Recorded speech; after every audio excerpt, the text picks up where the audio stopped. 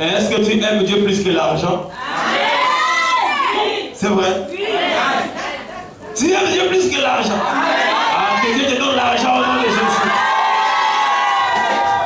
Est-ce que quelqu'un ici aime Dieu plus que le mariage? Si tu es célibataire, que Dieu te donne le mariage au nom de Jésus.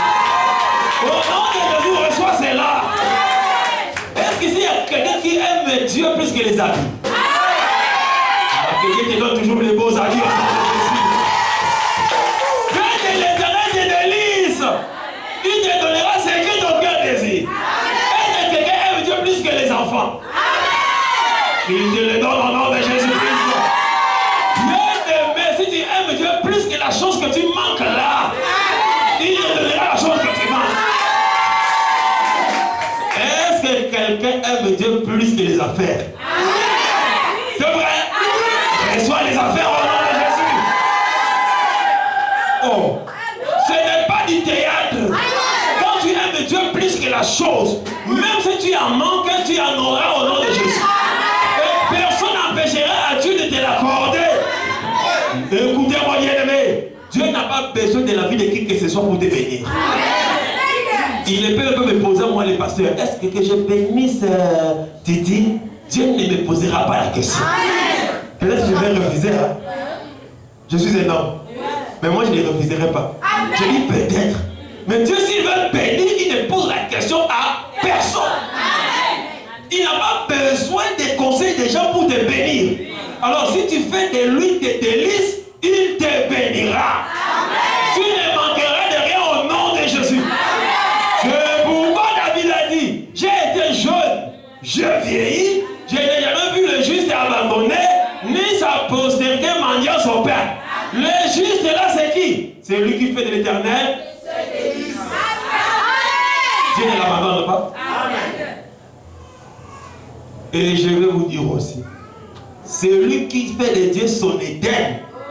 Si Dieu a besoin de quelque chose, celui-là ne voit pas ses intérêts. Il voit d'abord l'intérêt de Dieu. Parce que Dieu, c'est son Éden. C'est délice. Est-ce que vous comprenez cela? Parce que beaucoup pensent que leur argent, c'est par leur intelligence ou leur force. Dieu peut débloquer les souffles. Tu vas alors encore aller chercher l'argent. Tout ce que tu as commencé par les slips que tu portes, c'est pour Dieu. Amen. Je ne te dis pas de nous amener ça ici. Amen.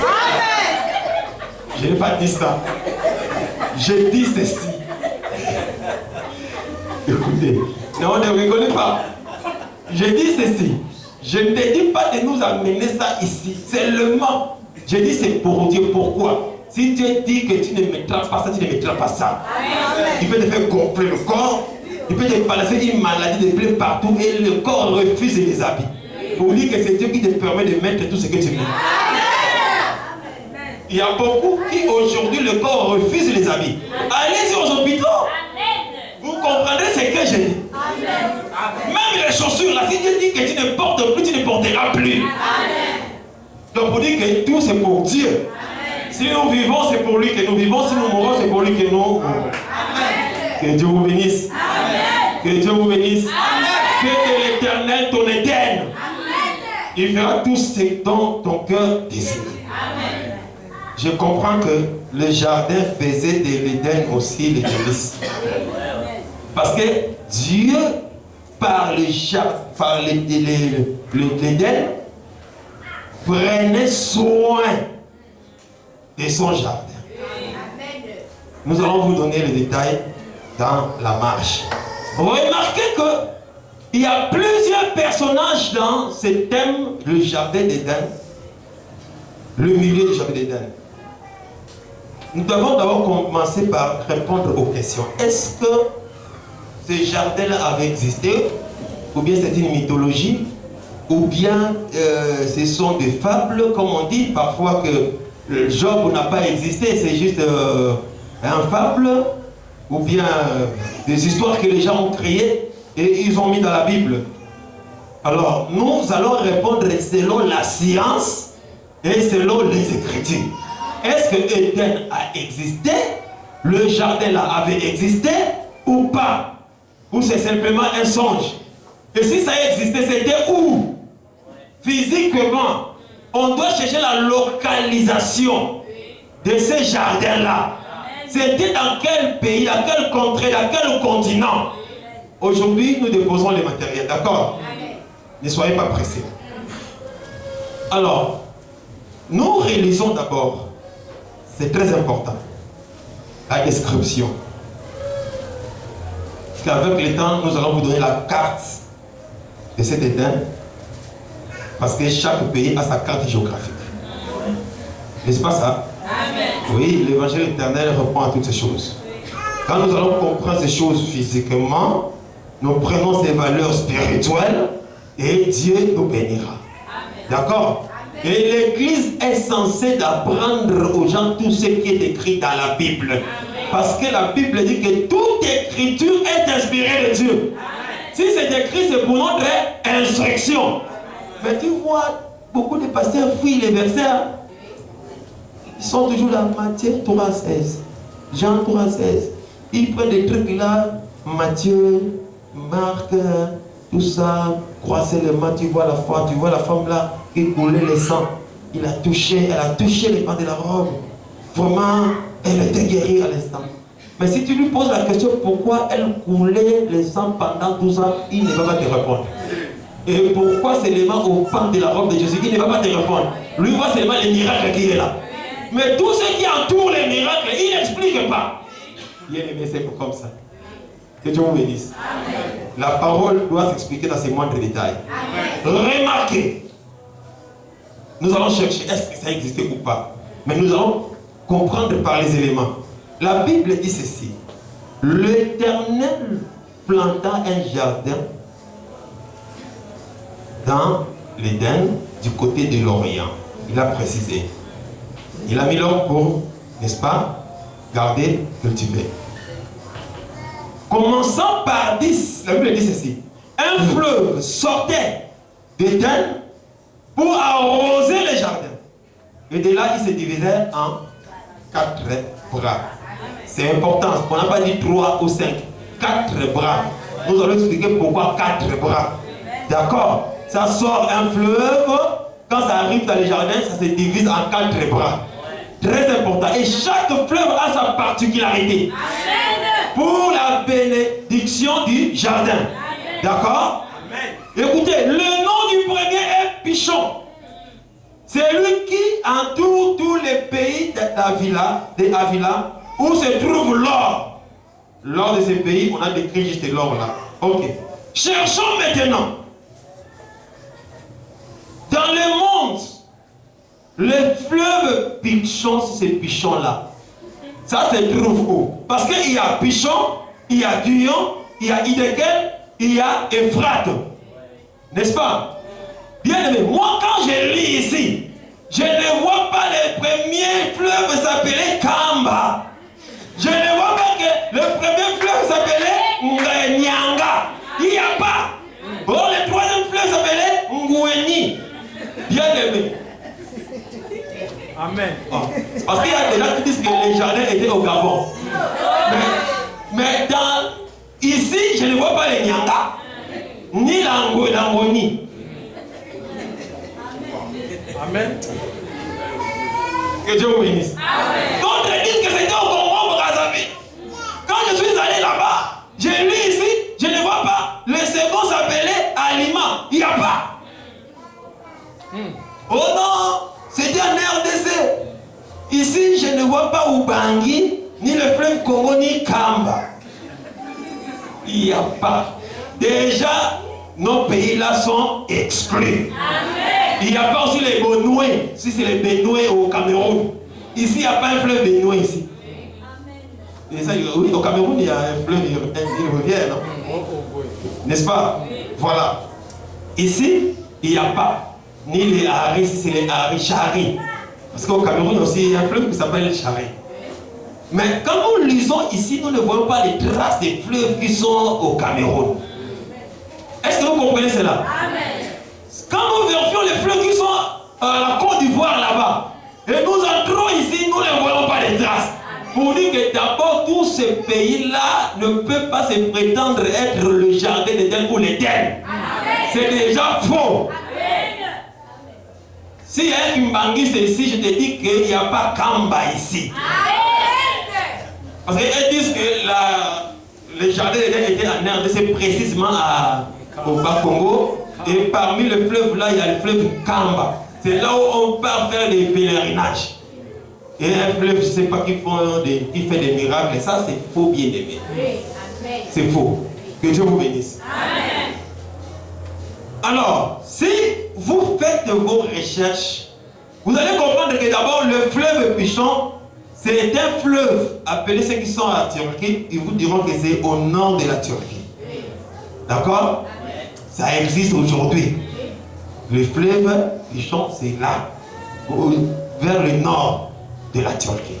Et ça traverse quelques autres pays dans les alentours. Ça, c'est un. Si vous prenez le second fleuve, le nom du deuxième fleuve est Guillaume. C'est là où il y a beaucoup de débats. Le fleuve Guillaume. D'autres disent que c'est en Éthiopie, c'est l'autre en Égypte, à la Libye. Pourquoi? Parce qu'il couvre le pays de Cush. Or, quand on dit le pays de Cush, c'est le pays africain. Je me fais comprendre. C'est là où beaucoup ont dit que les jardins d'Éden étaient en Afrique. Moi, je vous dirais que c'est faux. Parce que déjà, le fleuve Guillaume ici, si vous allez en Israël, vous allez trouver ça. Mais si vous allez dans tous ces pays qu'on cite là-bas, vous ne trouvez jamais un fleuve qu'on appelle Guillaume. C'est déjà un problème. Si tu as un ami en Israël, appelle, il te dira que le fleuve là, il s'appelle comment? Guillaume. C'est là-bas.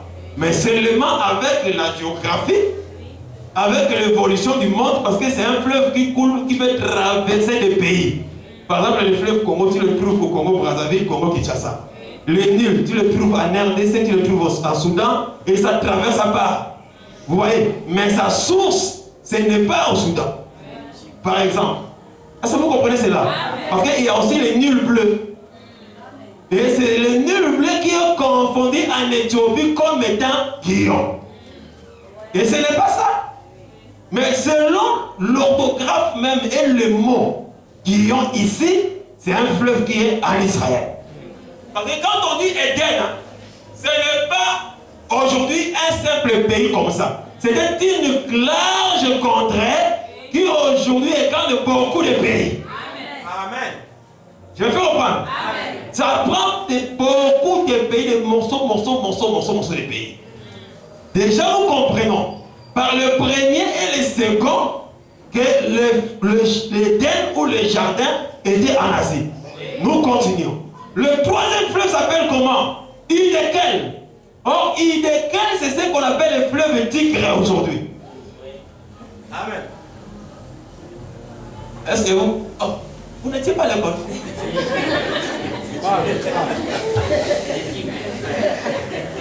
Mais moi, fatigué. Le fleuve Hiddekel, c'est l'actuel fleuve Tigre. Amen. D'accord? Ce fleuve se trouve où? En Mésopotamie.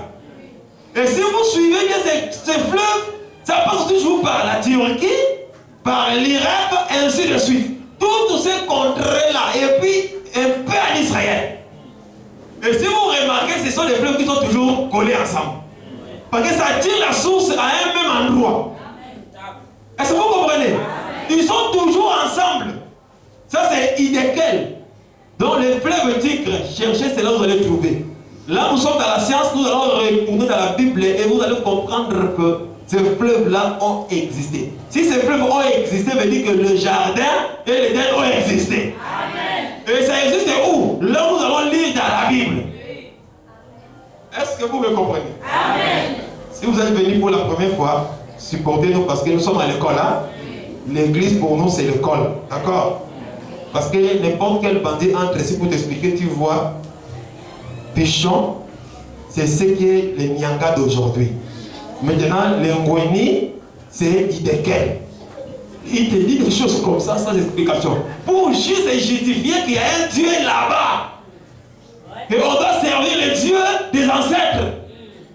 C'est faux. Amen. Est-ce que vous voyez cela? Amen. Et le dernier, c'est l'Euphrate. Bien, mais l'Euphrate, il n'y a même pas à discuter. Quand on dit Euphrate, vous allez en Irak, Turquie, Syrie, vous allez trouver ça là-bas. C'est à la Syrie. C'est toujours en Asie. Est-ce que vous comprenez? Et ça passe aussi vers Canaan. Canaan que Dieu avait promis à Abraham. C'est pourquoi il y a les gens. Bon, je ne dis pas que c'est vrai, mais il faut faire des recherches qui disent que Adam et Ève ont été enterrés dans les champs de Macpéla. Le champ que Abraham avait acheté. Vous voyez, ce n'est pas avec qu'Abraham a acheté ces champs-là.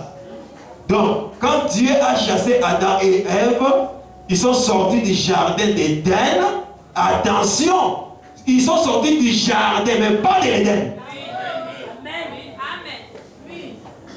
N'est-ce pas? Amen. Ils sont sortis du jardin, mais pas de l'Éden. Et quand ils sont sortis, ils ont continué leur vie, mais loin de Dieu, qui était représenté par l'arbre de la vie, resté dans le jardin d'Éden. Selon eux, ils auraient été enterrés dans les champs de Macpéla. C'est pourquoi, par inspiration, Abraham a acheté ces champs-là. Et c'était où? À Canaan. Et si vous remarquez tous ces fleuves, vous allez remarquer que ça passe toujours par ces contrées-là. Donc, si on te dit que physiquement, où se trouvait l'Éden et les jardins d'Éden, bien aimé, c'est la contrée d'Israël, Irak, Turquie, la Syrie. Toutes ces contrées-là où il y a beaucoup de troubles là. C'est là où était l'Éden. Amen. Et le jardin de Dieu. Raison pour laquelle Dieu, quand il va appeler Abraham, je suis dans les livres de Genèse 15, il lui donne le territoire à occuper. Parmi les territoires, il va dire que ça va s'étendre vers le fleuve Euphrate. Et le fleuve Euphrate était où? À Canaan. Pour dire que Canaan était aussi vraiment une portion du jardin d'Éden. C'est clair? Remarquez bien aimé. Quand le bien-aimé Daniel va prier le Seigneur, nous sommes dans la Bible. Dans la Bible. Remarquez. Daniel va prier par rapport à la prophétie de Jérémie. Il entre dans la prière pour demander à Dieu le temps et autres et que Dieu lui révèle le programme qu'il avait. Nous prenons le livre de Daniel chapitre 10. Nous donnons la description géographique d'abord. Daniel entre en prière.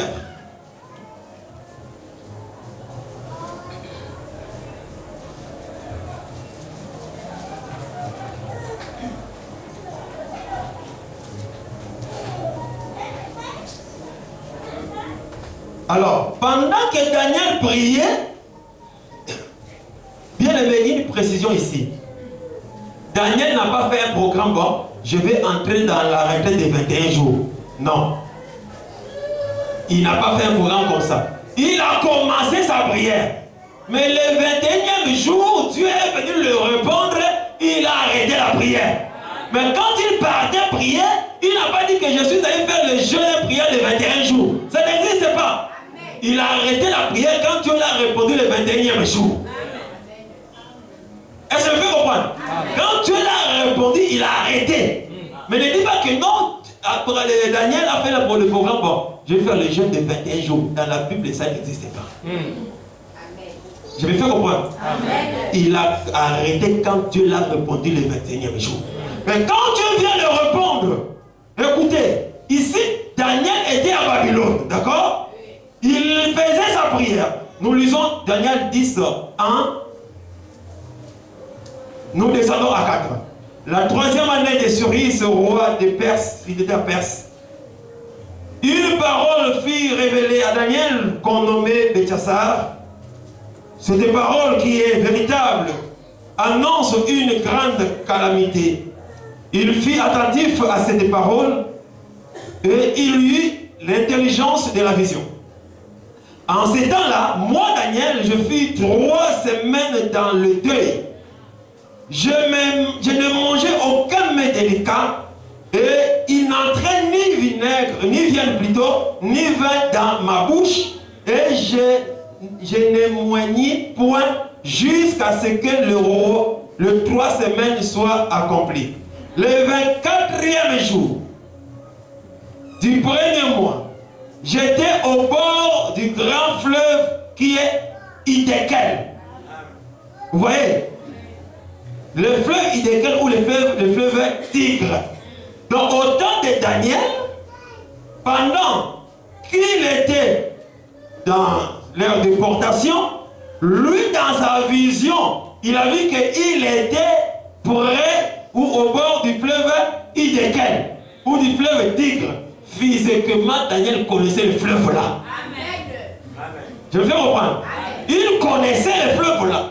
Ici, ce n'est pas par rapport au jardin d'Éden, mais c'est un fleuve physique que lui voyait. Et pour dire que le fleuve là existait bien dans la contrée où Daniel vivait pendant sa vision. C'était où? En Asie? N'est-ce pas? C'est en Asie. Bien aimé, le jardin d'Éden n'a jamais été en Afrique ni aux États-Unis d'Amérique. Ça n'existe pas. Je veux d'abord que vous enlevez cela dans vos têtes. L'écriture est là pour convaincre. Je donne un autre aspect. Prenez Josué chapitre 1. La situation toujours. Est-ce que ça existait ou pas? C'est là, par des Genèse 15, quand Dieu promettait à Abraham, il lui donne des limites du pays. Et Josué, Dieu a repris cela, c'est Josué. Il dit ceci. Josué 1. Après la mort de Moïse. Nous prenons 1 à 4. Après la mort de Moïse, serviteur de l'Éternel, l'Éternel dit à Josué, fils de Nun, serviteur de Moïse. Moïse, mon serviteur, est mort. Maintenant, lève-toi, passe tes Jourdains, toi et tout ce peuple, pour entrer dans le pays que je donne aux enfants d'Israël. Tout lieu que foulera la plante de votre pied, je vous le donne, comme je l'ai dit à Moïse. D'accord? Et suivez très bien 4. Vous aurez pour territoire. Ici, ce n'est pas des choses imaginaires. Physiquement, Dieu trace le territoire où doivent habiter les enfants d'Israël. D'accord? Il trace. Vous aurez comme territoire physiquement. Écoutez. Le désert de Liban. C'est en Afrique? Non. Au Gabon? Non, en Asie. Le territoire que Dieu donne pour Israël. N'est-ce pas? Le Liban. Jusqu'au grand fleuve. Le fleuve d'Euphrate. Le 4e fleuve du jardin d'Éden, c'était qui? Suivez très bien. Vous êtes fâchés? Non. Quand nous avions lu le fleuve là-bas, dans le jardin d'Éden, le 4e fleuve s'appelait comment? Euphrate, non? Maintenant, Dieu donne la terre de Canaan qui est en Israël pour le peuple d'Israël. Pendant qu'il donne la terre, il donne la description, la délimitation. Il dit, voilà les pays que vous allez posséder. N'est-ce pas? Ça va aller depuis le désert du Liban jusqu'au grand fleuve. Le fleuve d'Euphrate, tout le pays des Étiens, jusqu'à la grande mer vers le soleil couchant. Vous voyez? Et c'est ça le territoire que Dieu donne à Israël, physiquement. Le territoire là, il est quoi? N'est-ce pas Canaan? N'est-ce pas Israël actuel? Mais la Bible dit que dans les territoires là, il y a le fleuve qu'on appelle Euphrate. Effectivement, quand vous allez en Israël, vous trouverez ce fleuve là. Pour dire que le jardin d'Éden était vers Israël là-bas. C'est clair? Oui. Vous ne voyez pas comme ça? C'est clair? J'insiste qu'il n'y a pas le fleuve Kamba ici, ni le Nyanga. Il n'y a pas. Parce qu'aujourd'hui, les Africains font tout pour dire que nous sommes quelque chose. Mais quand il s'agit de la technologie, ils ont les avions diaboliques qui volent que la nuit, la journée, on ne voit pas ça. N'est-ce pas? Oh. Je vous ai mal parlé. Non. Ils font tout pour dire que Dieu a commencé chez nous. Mais quand nous lisons ici, bien aimé, le jardin d'Éden était là où il y a Israël aujourd'hui. L'Irak, la Syrie, la Turquie. C'est dans ces contrées-là. D'abord l'Éden et les jardins c'est proche plus de Canaan. Parce qu'il y a Éden. Toutes ces contrées-là c'est Éden. Mais les jardins étaient plus proches de Canaan. Par rapport aux traces de la Bible. Que Dieu vous bénisse. Amen. Alors, bien aimé, on ne peut pas vous laisser comme ça partir. Là, c'était la description, n'est-ce pas? On a cherché, est-ce que le jardin existait? Oui. Les Écritures ont répondu que oui, le jardin d'Éden a existé. L'Éden a existé physiquement. Amen. Mais les choses physiques représentent les choses spirituelles. N'est-ce pas ça? Amen. Ça représente les choses spirituelles. C'est pourquoi Dieu dit à Satan, tu étais en Éden, le jardin d'Éden de Dieu. L'Éden dont il est question dans Ézéchiel 28, ce n'est pas le physique. Donc ici, ça parlait du trône de Dieu, là où Dieu résidait. Là où le diable était avec Dieu et tous les anges. Donc quand Dieu crée l'Éden physique, c'est pour vous donner l'idée des choses célestes. C'est ce qu'il a dit dans Jean 3. Si vous ne comprenez pas, quand je vous ai dit des choses célestes, comment comprendrez-vous quand je vous annoncerai les choses célestes? Bien aimé, on ne peut pas comprendre qu'il y a un véritable délice ou les délices de l'éternel si physiquement Dieu n'a pas représenté ça. Amen. Donc l'Éden, c'est une représentation de quelque chose. Amen. Le jardin d'Éden, c'est aussi une représentation des choses.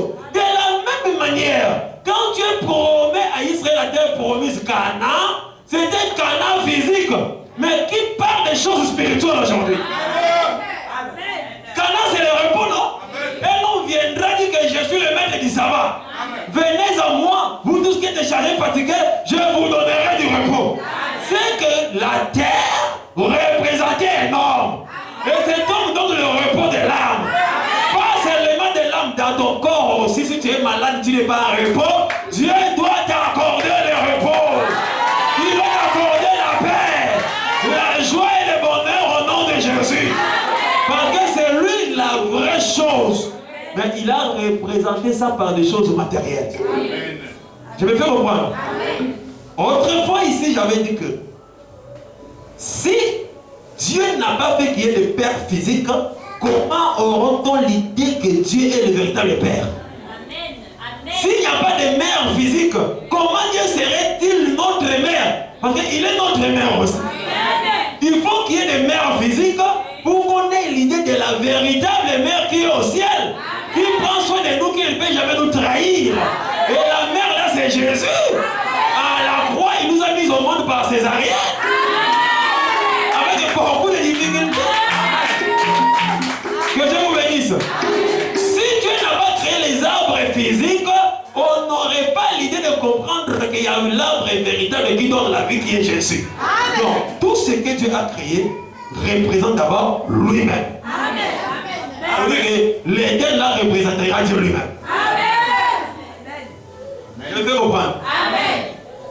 Pour aller chuter, vous communiquez quand même un peu divin. Parce que quand on vient à la fête, il faut qu'il y ait divin. Quand on sort de la fête, on doit sentir que la tête commence à bouger un peu. Parce qu'on a quand même assez bu. Je ne vous envoie pas de sortir, aller chez les voisins. Ici, je parle des choses spirituelles. Amen. Que Dieu vous bénisse. Amen. Remarquez, Psaume déjà nous a révélé que Dieu, c'est notre délice. C'est-à-dire, Dieu, c'est notre Éden. D'accord? Si c'est Dieu qui est l'Éden, un fleuve doit sortir de l'Éden pour aller arroser les jardins de lui-même Dieu. En d'autres termes, Dieu sort pour aller visiter le jardin. Donc le fleuve qui sort de Dieu, ça représente Dieu lui-même qui se déplace pour aller visiter un jardin. Est-ce que vous pouvez comprendre? Remarquez, le frère Salomon me dit, mais frère Enoch, depuis que tu prêches là, tu ne m'appelles pas. Je suis en train de toquer, je vais entrer au culte. Je dis, mais frère Salomon, tu sais que tu es notre frère. Alors nous te souhaitons la bienvenue parmi nous, frère Salomon. Alors, quel témoignage que tu dit à Salomon. Il me dit, allons-y dans les villages des cantiques des cantiques. Dans les villages des cantiques des cantiques. Voilà. Oui. Il nous envoie là-bas. Vous connaissez ces villages? Cantique des cantiques dans la Bible. Il y a un village qui s'appelle Cantique des cantiques. Voilà. Et là, vous trouverez, il y a une oreillelle, une grande oreillelle. À la 4e oreillelle là. D'accord? Dans la ville des cantiques des cantiques, à la 4e oreillelle, au numéro 12. Vous allez le trouver là. Il a un témoignage. On a compris que l'Éden, c'est Dieu. N'est-ce pas? Maintenant, le jardin là, ça représenterait quoi? C'est Salomon qui nous répond ici. Écoutez bien, aimé, je vais vous lire cela. Il dit, Salomon dit à sa femme, à sa fiancée. Parce qu'il y a des fiancés qui ne savent pas aussi parler. Il y a des hommes aussi qui ne savent pas parler à leur femme. Ils sont toujours comme des commandos. Fais ceci, pourquoi ça? Je n'aime pas ça. Toujours tu n'aimes pas ça. Mais tu aimes quoi? Tous les jours dans la maison, je n'aime pas ça. Bon, tu aimes quoi? Oh, il y a des hommes comme ça, non? Jamais il a dit à la femme, oh, j'ai beaucoup aimé. Ah, vraiment. Ma charmante. Ma tendre colombe. Jamais tu vas écouter ça. Toujours, qui a fait ça? Oh, tranquille, tranquille. Dosez, dosez. Que Dieu vous bénisse. Oh.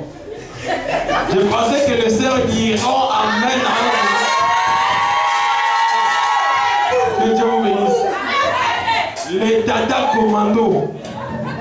Non.